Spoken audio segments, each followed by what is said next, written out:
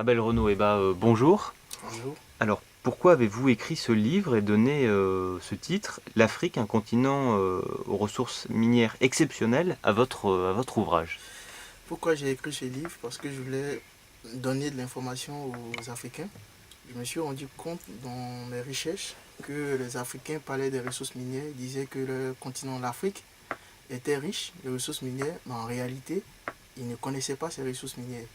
C'est la raison pour laquelle moi j'ai décidé d'écrire ce livre pour porter la connaissance, donner l'information à tous les Africains. Pourquoi? Parce que je me dis que la connaissance précède le développement. Donc un pays qui veut se développer, ou une personne qui veut se développer, il faut qu'elle parvienne à la connaissance. Lorsqu'elle aura acquis la connaissance, elle pourra justement contribuer comme il se doit au développement de son pays ou de son continent. Voilà.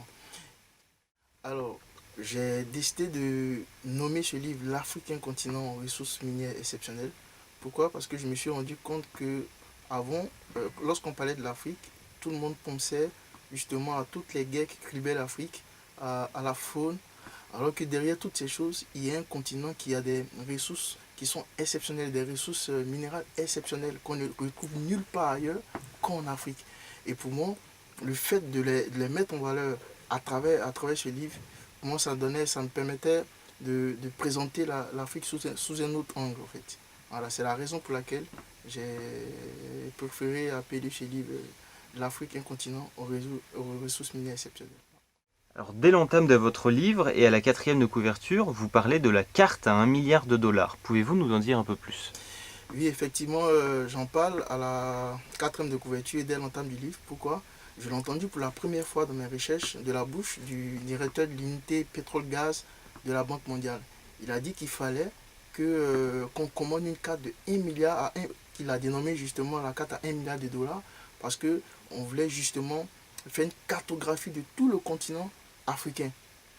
Cela veut dire quoi? Cela veut dire que les ressources minières de l'Afrique n'étaient pas suffisamment connues. Et donc la Banque mondiale a engagé cette activité.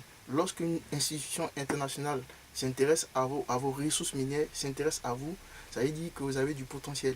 Alors toutes ces choses ont attiré mon attention. C'est justement pour cela que quand vous prenez le livre dès l'entame et à la quatrième de couverture, vous constatez que j'en parle énormément. Alors, pourquoi l'Afrique, selon vous, suscite tant d'intérêt aujourd'hui, au XXIe siècle, et surtout pour un avenir proche? L'Afrique suscite beaucoup d'intérêt parce que je ne vais pas citer toutes les raisons, mais je vais donner deux ou trois raisons pertinentes.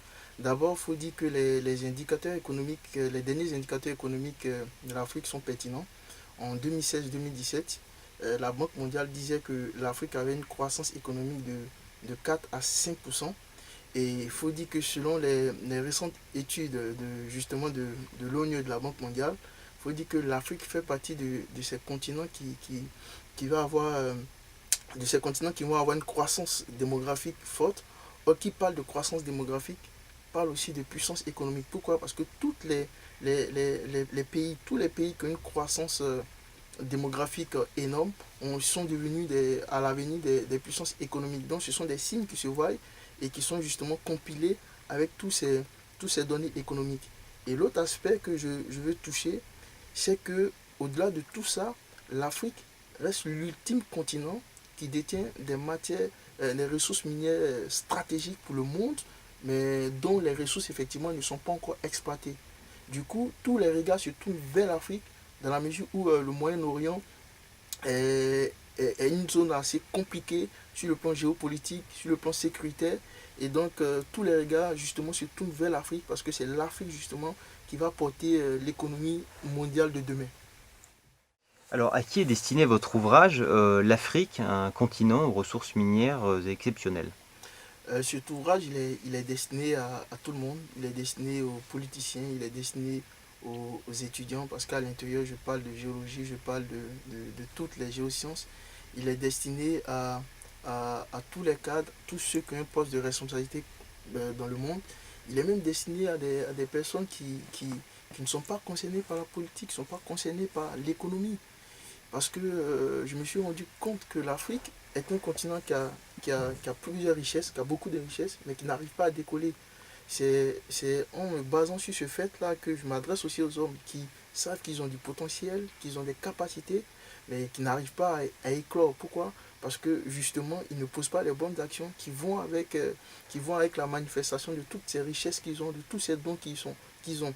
Donc justement, je m'adresse à tout le monde, géopoliticiens, étudiants, hommes d'affaires, et surtout ce livre, je l'ai écrit aussi pour tous les investisseurs du secteur minier.